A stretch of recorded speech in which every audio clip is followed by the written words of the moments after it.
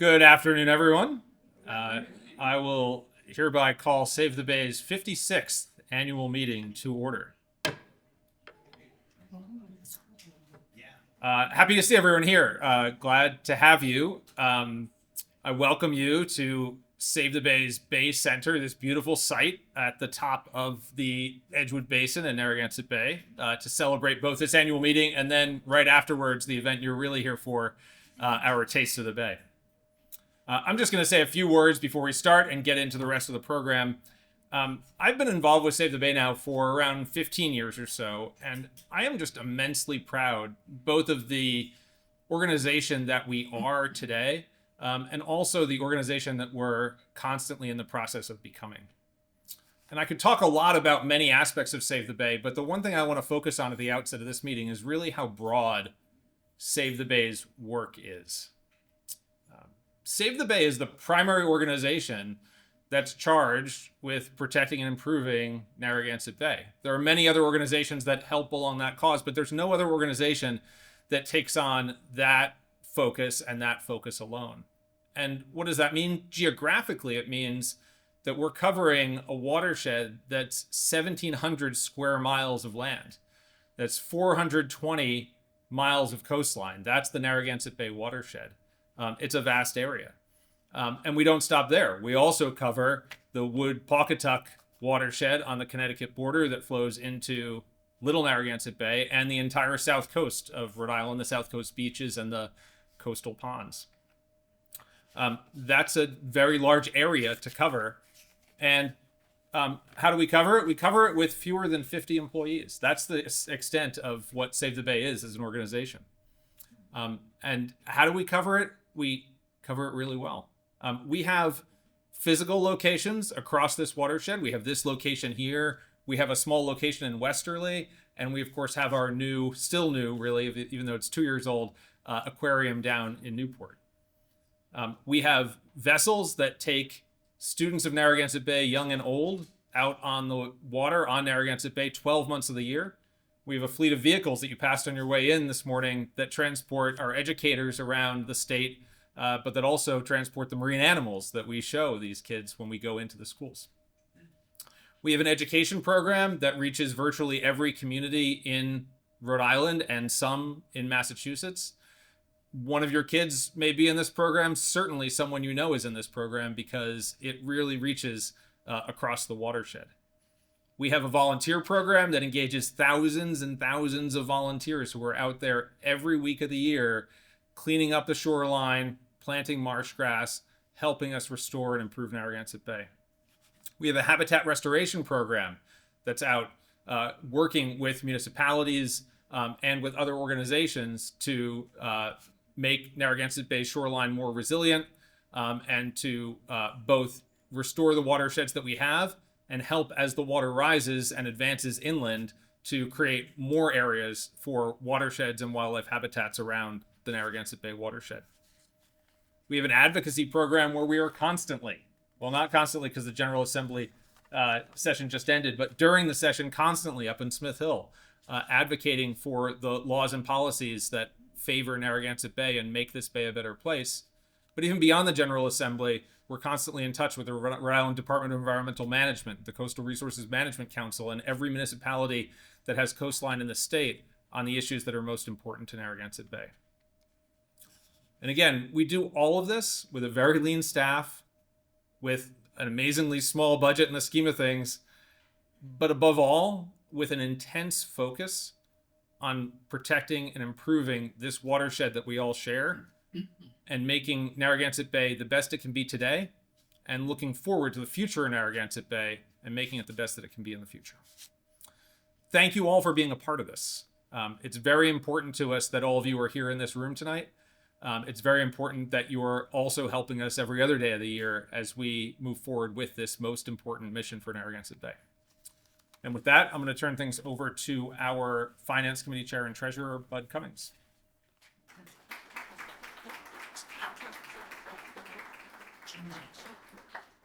Thank you, George.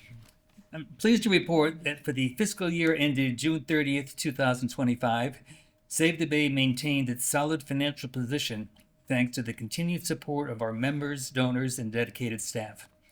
The balance sheet remained pristine, with current assets exceeding current liabilities by 1.79 times. Our only long-term debt is the accounting treatment associated with the lease for our aquarium and the dock space in Newport Harbor. We took over the space formerly occupied by Discover Newport and transformed it into a beautiful aquarium without taking on any debt, and for that we are truly grateful for all who made it possible. The income statement reflects our diversified revenue stream, where we do not rely on any one line item to support our operations. With the advent of the aquarium, which is open year-round, versus the Easton's Beach facility that was seasonal, we now have 6 primary sources of funding. Contributions from thousands of individuals who continue to believe in our mission. Grants from private foundations, which go towards a variety of initiatives, from staffing to asset replacement to our education work. Government grants, many of which are used by Wenley and her team on the various projects that they undertake, and also to support our educational programs and initiatives. Program revenue from our educational activities, such as classroom sessions, SEAL tours, and the like. Aquarium revenue, where we had 75,000 people walk through the doors in our first full year of operation, many of whom became members or purchased something in the gift shop. And events, including the annual swim, which is coming up next month for the 50th time. Not too late to start training. As is always the case, we strive to use these monies wisely. Our full-time staff is just over 40 people, with seasonal and per diem hires employed as needed. 75% of our expenditures went towards advocacy and education in 2025, and only 2% we used for general and administrative spending. Put another way, $4,592,656 went towards advocacy and education, and only $134,148 on G&A spending, according to our outside audit firm. I'd be remiss, and George mentioned, in not mentioning the outstanding support we continue to receive from our small army of volunteers, from working on shoreline cleanups, supporting the swim, assisting at the aquarium, marking storm drains, or helping the development team. Each year I close my remarks by highlighting an asset of the organization that does not reside on the balance sheet. July got subject to this last year. Though it's never an easy choice whom to speak about, something happened in fiscal 25 that even now amazes me. Maintaining the financial records of a small organization like Save the Bay is not an easy job. You're pulled in different directions throughout the day by someone needing information, quite often right away. Each year, we undergo an audit by an outside firm that sends a team in to go through our financial records with a fine-tooth comb. At the conclusion of their review, the lead auditor sits down with the finance committee and reviews their findings, areas of concern, etc. They also inform us of any adjustments that they feel are needed to be made to our financial records. While in my 9 years on finance, we've never had any significant adjustments, we've always had some. This was true for all of my working years, because if the auditors don't find something, people would think they didn't do a thorough job. But for the 2025 audit, not one adjustment was required, despite the newly opened aquarium being added to the complexities of our finances. And did I mention we have one person who handles all of our finances? So Christine, and I'm not sure if you're here, I haven't seen you. Yes, Christine is here. She waved.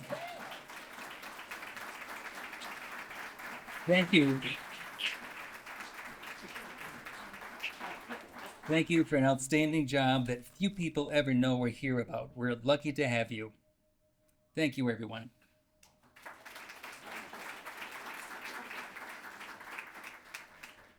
Thank you, Bud. I can't even state the importance as a board chair of having a superb finance chair in Bud and a superb finance staff leader in Christine, it makes me sleep well at night to know that they're in charge of the books as I'm leading the board.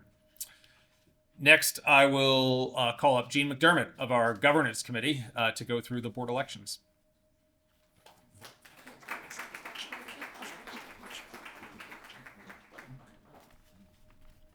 Thank you, and good afternoon. I'm Jean McDermott from Save the Base Governance Committee, and I'm pleased to present the following slate of board members for their term beginning July 1st, 2026, and I'll ask each person to stand when their name is announced and remain standing for the vote. Robin Boss, Rupa Datta, Talani Island, Fred Darlington, Neil Higorne, Dave Laverty, Jean McDermott, myself, Beth Mendenhall, Ruth Mullen, Linda Pearson, and George Schuster. I'd like to ask for a motion from the floor to accept the slate for 2026. So moved. Thank you. And may I have a second to the motion? Second. Thank you. All in favor, please say aye. Aye. Any opposed? Great. The slate is approved.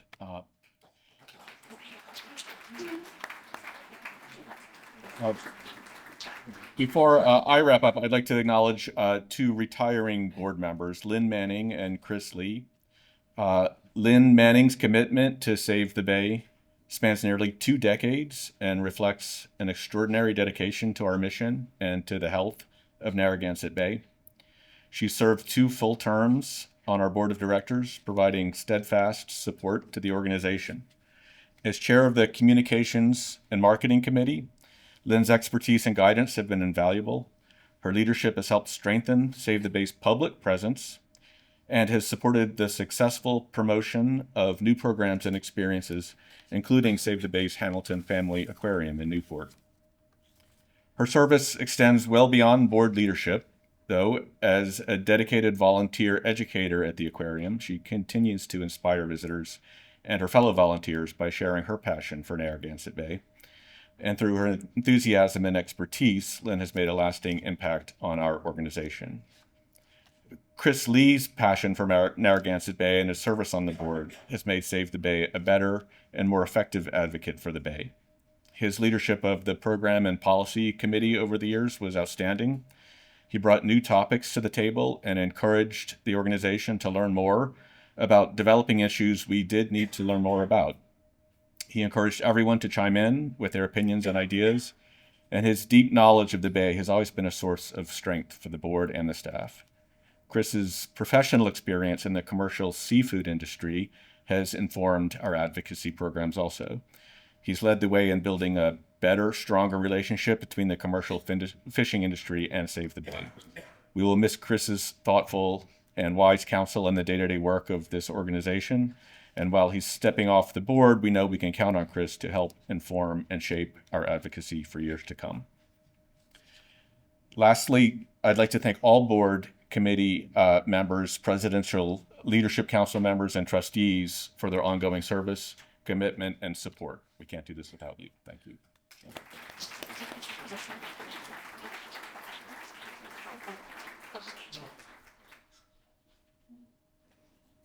Thanks, Jean. And I just want to add my thanks to Lynn and Chris. Their service on this board has been exemplary. We'll miss them. People who leave the Save the Bay board very often come back to the Save the Bay board and very often stick around at Save the Bay in many other capacities. And we hope and expect that Lynn and Chris will do the same. I also want to note that for those who have followed these meetings year after year, you might have seen more board members stand up this time than in other past annual meetings. That's because we have expanded the board this year. It's a sign of strength of Save the Bay that we are able to attract the absolute best board member candidates that you could imagine. And we are super excited to welcome these new board members to the organization and have very high expectations for what they'll be able to offer as well. Next up is our awards presentation. Just to note, as a matter of format, rather than have photos along the way to keep the program moving, we'll ask that you wait until the end of the program. We'll call everyone back up and do photos at that time. And with that, I will invite Jed Thorpe, Save the Bay's Director of Advocacy, to come up and present the Environmental Achievement Award and the Allison Walsh Award for Outstanding Environmental Advocacy.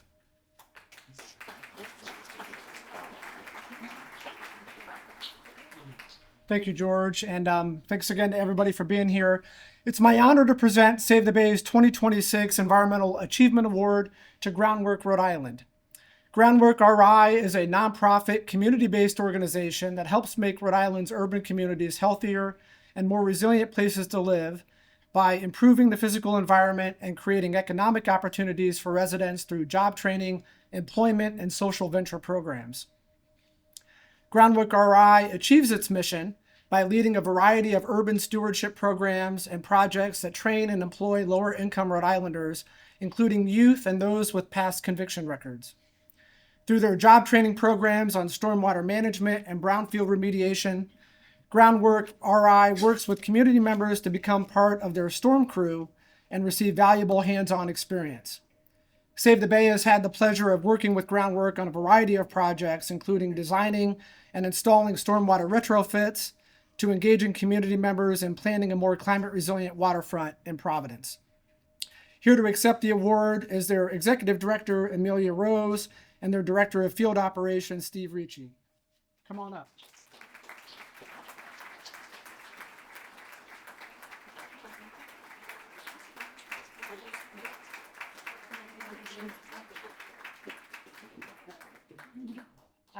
Thank you. I prepared a few words, so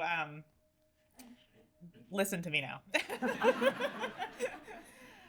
So I'm Amelia, this is Steve, and thank you so much for this award. It really means a lot coming from our colleagues at Save the Bay.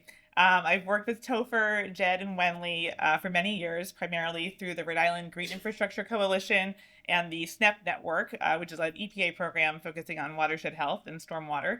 And more recently, as Jed mentioned, I've been working with Wenley on a NOAA-funded project looking at the Providence shoreline and creating a more resilient waterfront on the Allens Avenue corridor. And so that project is looking at how to create a more resilient shoreline, more habitat, and more public access for South Providence residents. It's been a great project to work on, and everyone at Save the Bay is always just so awesome, on top of everything, so helpful, full of information and knowledge that really makes our collaborative projects that much better. And I'm just going to talk a little briefly about what Groundwork is, and then wrap up. So I've been with Groundwork for 12 years. Steve's been with us for 10 years.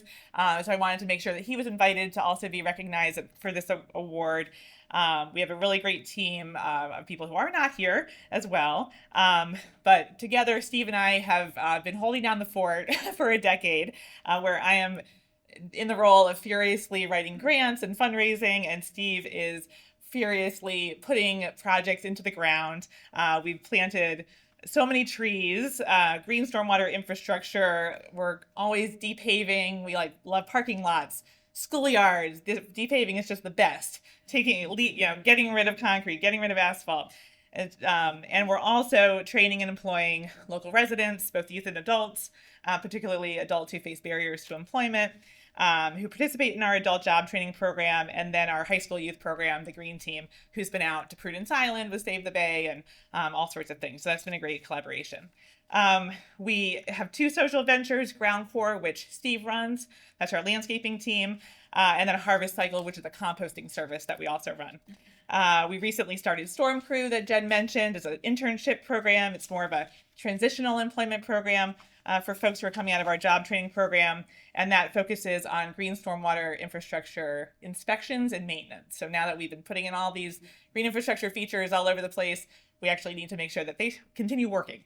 So that's what Storm Crew does. So that's who we are. We focus on frontline communities, the communities that face a disproportionate burden of environmental and health hazards, have fewer environmental benefits, communities that are on the front line of climate change impacts especially. And we strive to ensure that the work we do is with community members, that community voices are at the forefront, that we aren't imposing our ideas, but through education, job training, and employment opportunities, we are building genuine community leadership. And so just to wrap up, I want to say thank you again. It's so great to be part of the environmental community in Rhode Island. I first moved here about 18 years ago, and I worked for another environmental nonprofit. And immediately I felt like I found a place within the environmental community. It's always been very collaborative, and I feel very fortunate to have landed in Rhode Island for my career.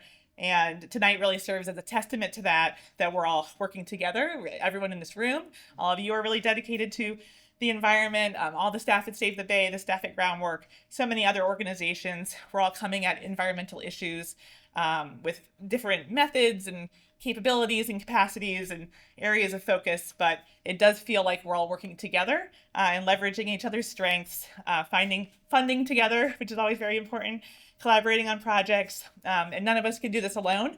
But we can all play a part in this important work. So thank you everyone again for this award, and we really appreciate it. Thank you.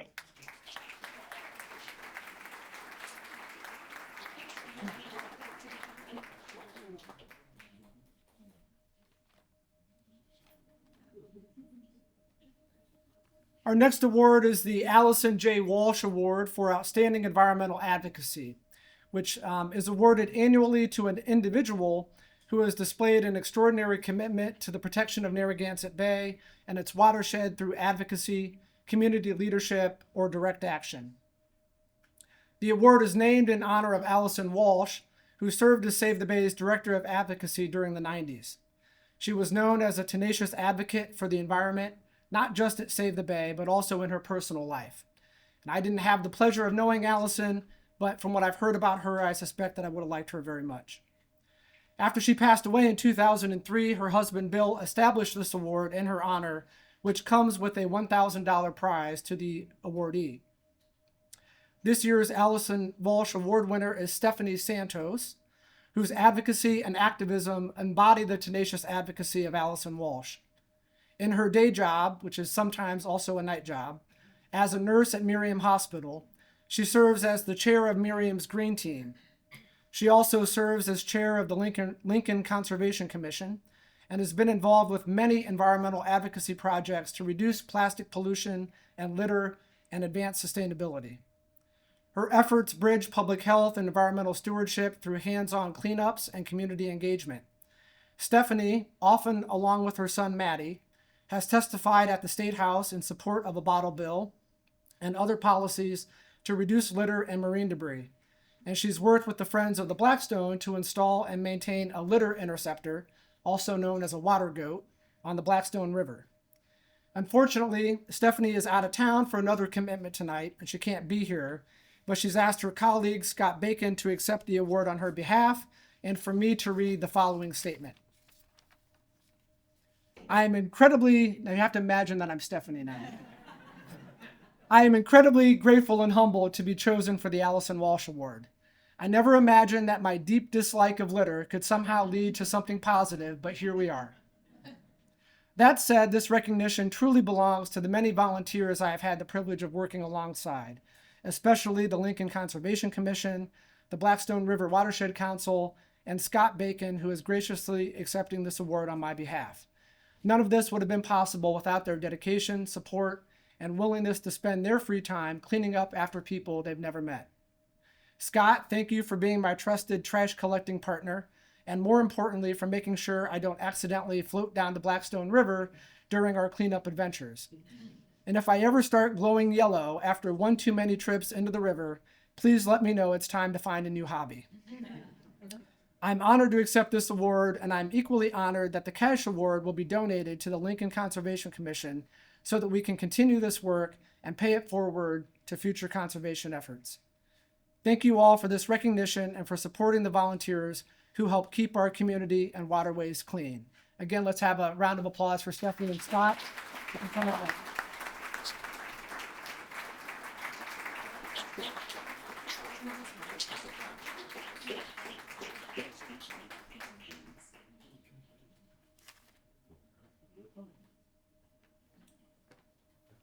Next, I'll ask our volunteer and internship manager, July Lewis, to come forward with the Volunteer of the Year award. July. Hello, everyone. It's so good to be here. Save the Bay's Hamilton Family Aquarium is powered by an incredible team of staff and volunteers working together to connect visitors to the wonders of Narragansett Bay. Tonight, it is my pleasure to honor one of our very best, aquarium education volunteer Jane Dawson. Jane can't be with us in person this evening. She's also traveling, but she'll be watching the recording later. So when we cheer for her at the end, make it big. So we have so many amazing volunteers. And for this award, we really like to focus on what makes this particular volunteer stand out. And for Jane, it's three things: dedication, excellence as an educator, and what a joy she is to work with. For the first point, dedication, Jane started volunteering with us in August 2023 at the Exploration Center, and she was one of the stalwart volunteers who continued on to our new aquarium location and really helped us to establish that program. She volunteers 2 to 3 times per week, and in just under 3 years, she has donated 1,121 hours, all while commuting from Pawcatuck, Connecticut. That is dedication. Excellence. Jane's resume as an educator is incredible. She is a professor emeritus of government and environmental studies at Connecticut College. She holds a PhD from UC Berkeley and multiple master's degrees. Her distinguished academic career includes an award-winning book and a faculty leadership award.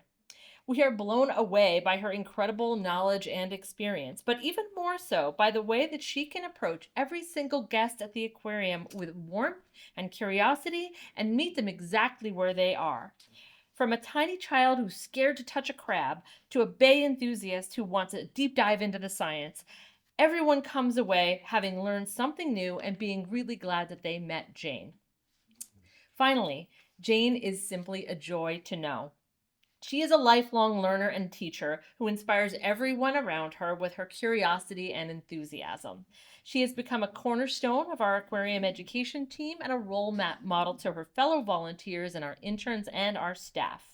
When I was asking the team for some notes about this speech and this presentation, I kept hearing the same thing over and over: we love Jane. So Jane, when you're listening to this recording later, I want to let you know we are so grateful that you have chosen to share your knowledge, your warmth, and your time with Save the Bay.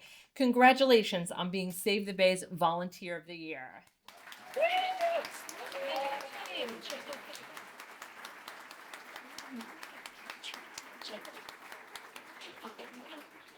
Thank you. Next up, we have our education awards, and I'll ask our Assistant Director of Education, Grania Conley, to come up and present those.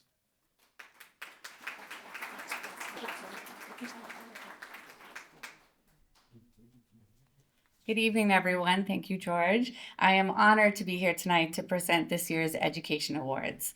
These awards recognize the outstanding work and commitment that educators and students across our watershed do every day to make a difference for Narragansett Bay. Our awardees tonight embody Save the Bay's educational vision for inspiring the next generation of Bay stewards. This year's Bay Educator of the Year has been instrumental in integrating Save the Bay's educational program as a core component to our students' curriculum. She has consistently demonstrated innovation and a deep commitment to teaching her students about Narragansett Bay. She collaborates closely with our education team and to align her programming with our current science curriculum and thoughtfully connects environmental concepts across all her disciplines. Her leadership extends beyond her classroom. And this year, she played a key role in organizing a school-wide professional development on marine education on one of the roughest weather days of the year. And she took on the majority of all of the administrative coordination. Her effort was recognized by her head of school as both impactful and insightful.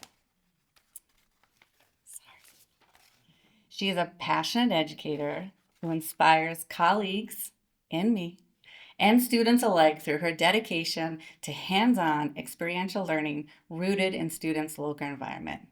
By empowering her students to engage meaningfully with environmental issues, she fostered stewardship, curiosity, and a sense of responsibility for Narragansett Bay. With huge congratulations, Please welcome me in recognizing Tiferet Rose from the Jewish Community Day School as our Bay Educator of the Year.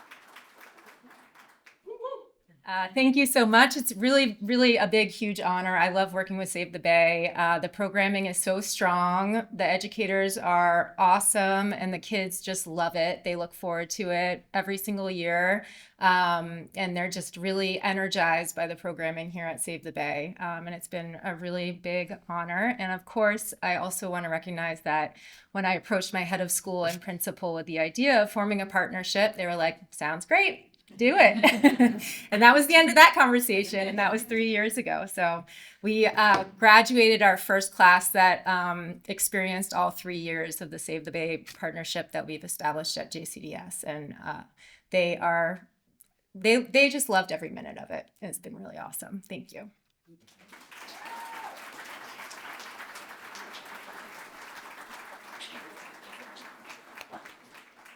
Thank you. Our next award goes to a junior at Cranston High School East. This student exemplifies the qualities of our Bay Student of the Year by his leadership, passion, and a genuine commitment to protecting and improving Narragansett Bay. As he shares in his own words, "For the longest time, marine biology and ocean conservation has been the biggest passion of my life."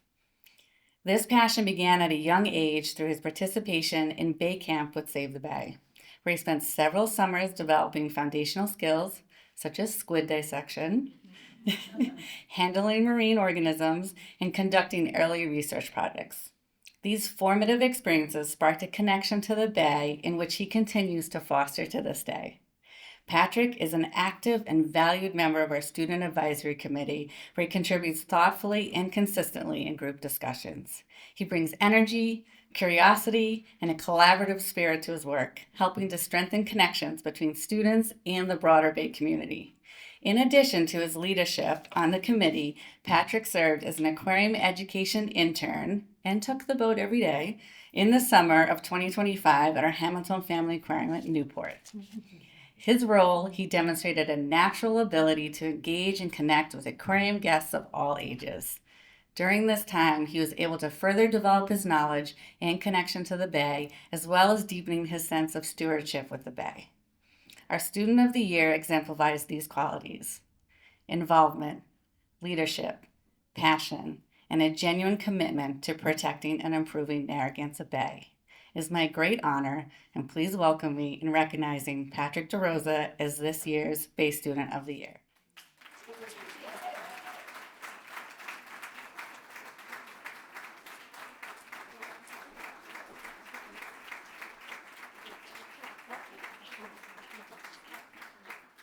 All right, so I was not told I had to prepare something to say, so you're going to stick with me here while I figure this out.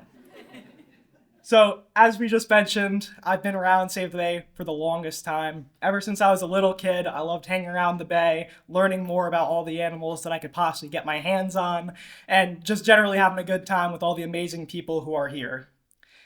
Now, Student of the Year means a lot to me, but as I'm sure we've all seen, I've spent a lot of time around here, and that time means more to me than this award. What a lot of people don't really think about when they think about Save the Bay is just the memories you create when you're here. We can talk about financials, what we do out in the Bay every day for hours and hours, but really the impact that we make with people here is the memories we make with them. I have so many memories with this wonderful organization, and I cannot thank you guys enough for giving me this amazing award and giving me all the opportunities I have to explore my passion. With that being said, thank you very much, Save the Bay, for the memories you create, and I will never forget you guys, even when I'm off in college.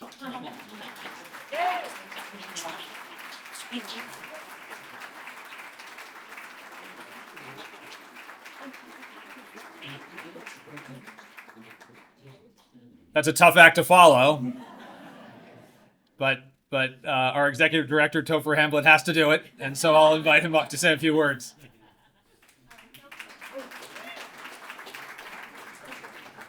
Yeah, I get to follow Patrick and stand between you and what's out there.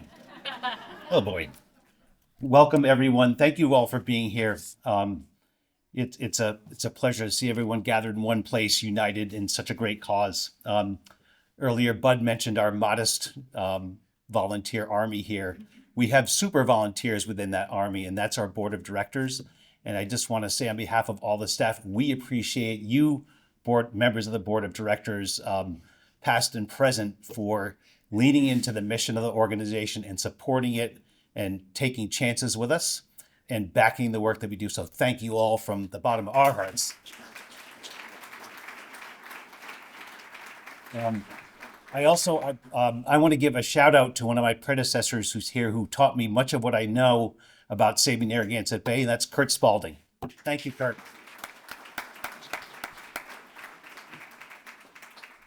And before I get on with the rest of it, what inspires me to come to work every day is the mission and the work that we all do, but it's really the staff. It's a people-powered organization, and you've already heard a lot about how great the staff is. It's my honor to be a colleague of every single one of you. So members of the staff, could you stand up and be recognized for the great work you do?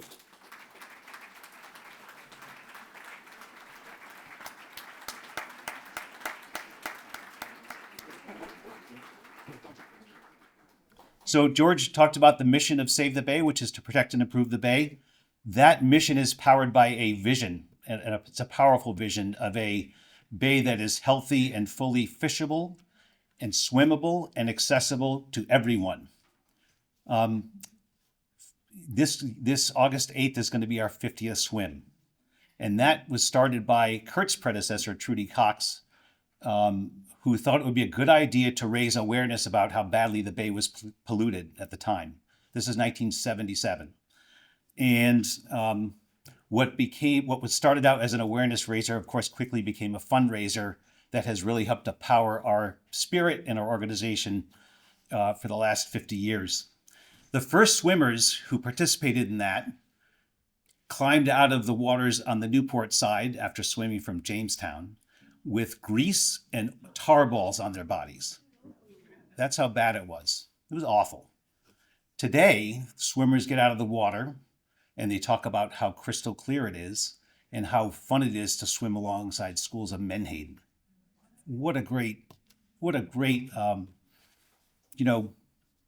it's an amazing, transcendent story, and a testament to everyone who's been a part of this organization for a long time.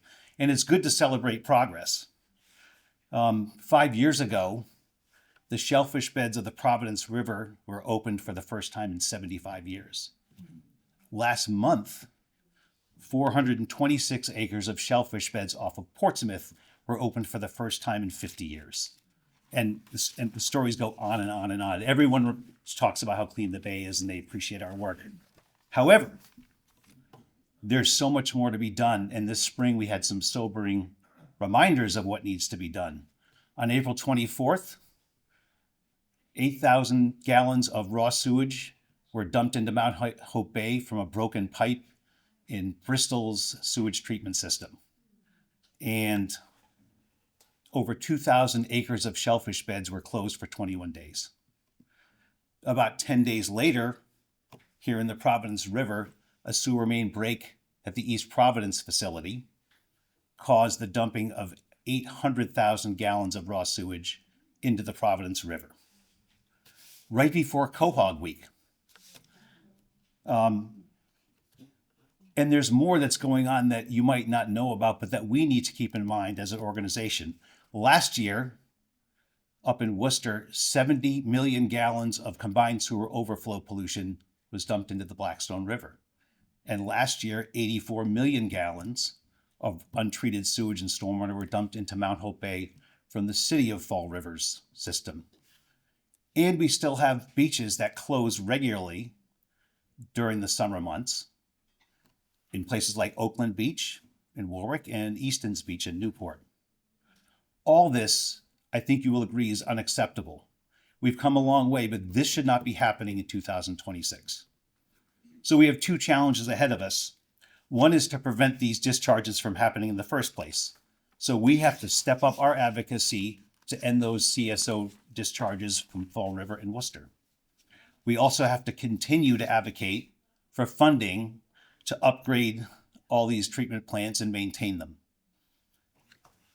We also have to advocate for city and town investments in their stormwater systems, because places like Oakland Beach are caused not by big sewage treatment plants, but by local pollution. The second thing we need to do, though, is ensure that the public knows when these discharges occur for as long as they occur. During that East Providence sewage dump into the Providence River, people did not know what had happened for several days. And from right here, we could see people fishing from our docks and shore without knowing it, harvesting crabs for bait without knowing it, shellfishing down the river without knowing it, and kids learning how to sail off of Edgewood shoals without knowing it either. The lack of timely notice is also unacceptable. Everyone should be able to enjoy Narragansett Bay with peace of mind. We have a right to know when these things happen. We need a real-time system that notifies people, much like you get a storm notice on your phone. We should know when this happens in Narragansett Bay. People need to know in a timely way when it's safe to be in Narragansett Bay and when it's not. If we have to pass a law to get this in place, we will do that. The second part of our vision is access. We are driven by a vision of a bay that's accessible to everyone. Access to and along the shore of Narragansett Bay has been a deeply embedded value here for thousands of years. It's our responsibility to protect it and expand it. There are several ways of doing that. Everyone needs to get to the shore first, right? Through rights of way. This spring, Save the Bay staff mobilized and trained dozens of volunteers to survey every one of the state's 234 designated rights of way to the shore. The volunteer response was inspiring, and all sites were monitored and analyzed within 3 weeks. The results are telling. No CRMC signage at about half of them. No parking signs were at many of them. Volunteers found obstructions in some of these rights of way, some from neglect and some probably by intention. People who live by the shore who don't want people walking by their homes and in front of their houses on the shore that is the public's. We are working with cities and towns and the CRMC and the Attorney General right now to address these impediments to access. We're going to continue to do this work going forward every 6 months or so. Public access is always also threatened by the shoreline hardening that we've been talking about over the past year or so.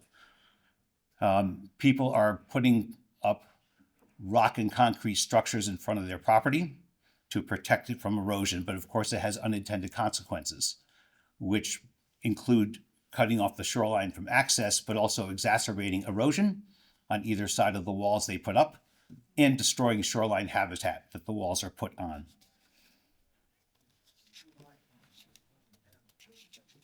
It's happening without approval too. So what have we been doing? We've been responsive and we've been proactive. So this year we opposed 2 pieces of legislation in the General Assembly that did not pass. One would allow anyone to put up any structure on the shoreline without any regulatory approval at all. The second would inject the General Assembly into the rulemaking process around these shoreline hardening projects, as well as all coastal regulations. Fortunately, again, neither passed. I do think that our advocacy played a major role in Attorney General Peter Neronha suing Quinessa Country Club and its contractors for robbing the public of 600 feet of shoreline with its illegal wall. We're also working proactively, and you will see the results of this work over time, working proactively with CRMC staff, scientists, and policy experts on a new regulatory framework that aims to protect natural shorelines, protect access to and along those shorelines, but also provide coastal property owners with incentives and guidance on protecting their property in a way that also protects access and habitat. It can be done. The more people will be more inspired to protect the Bay if they have more access to it. A couple of closing thoughts as we continue our advocacy. The biggest threat to the Bay, I think, is complacency. We've come a long way. We've heard a lot of great feedback over the years about how much better things are. Let's not be complacent about that. 2, persistence is our strength. The progress that this organization has achieved over the decades is through persistence.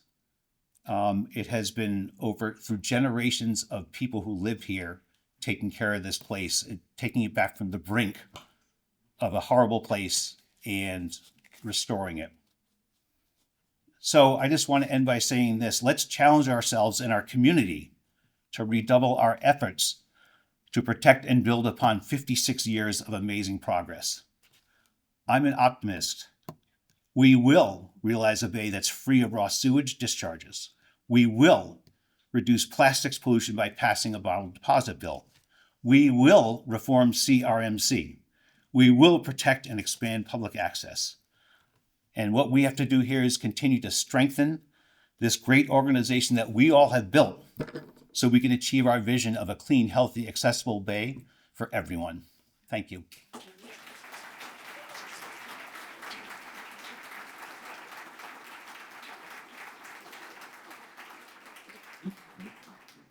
Thank you, Topher, for those inspiring words.